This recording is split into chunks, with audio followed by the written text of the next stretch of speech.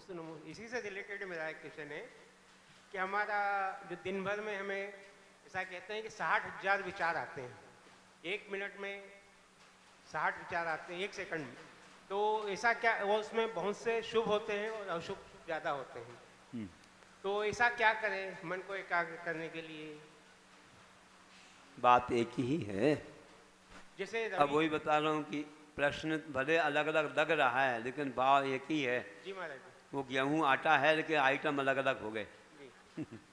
कुछ नहीं है, अभी जो बताया था वही है उसका उत्तर, और अलग से तुम अलग शब्दों में सुन लो, कोई बात नहीं है। बात ऐसी है कि 1 सेकंड तो बहुत बड़ा हो गया, 1 सेकंड में असंख्यात समय हो जाते हैं, और एक एक समय में हमारा मन परिवर्तन होता है। एक एक समय में सब जगह भागता है, दौड़ता है, बहुत सारे विकल्प लाता है।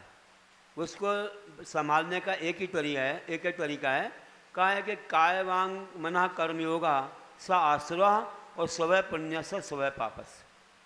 मन वचन काय की प्रवृत्ति का नाम योग है, वही आश्रव है।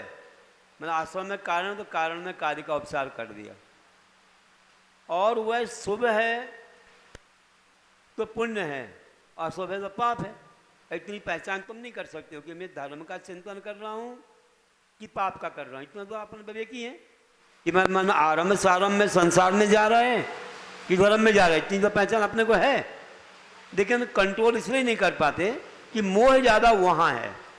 अशुभ में ज़्यादा तुमको कहेंगे कि भैया यहीं बैठो, तो भी मन वहाँ जा रहा है, अरे घर का क्या हो रहा होगा, क्या लाना है, क्या देखना है, कैसे संभालना है, तो मन यहाँ नहीं लग रहा। ये मोह है। जैसे जैसे मोह कम होगा, ये सब कुछ नहीं, कोई साथ में नहीं जाना है, ना गए हैं, सब स्वार्थी हैं, लगता है कुछ दिन के साथी हैं, हमें अपना आत्म कल्याण करना है, क्योंकि जो हम अध्यात्म में समय देंगे वो हमारे साथ जाएगा, और जो हम वहाँ करेंगे वो यहीं रह जाएगा।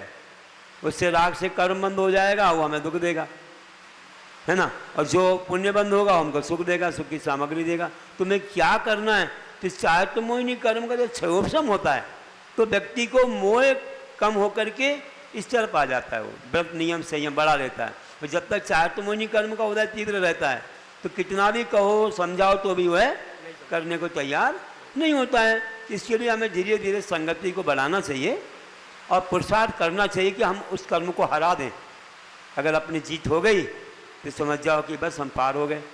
समय लगेगा, लेकिन पुरुषार्थ को छोड़ना नहीं, बार बार देवसा गुरु का समागम पाते रहना। इससे कभी न कभी एक बार तुम छलांग लगा के पहुंच ही जाओगे, वो भाड़ में से चना बाहर निकल जाएगा फूक, तो बस हो गया उसका।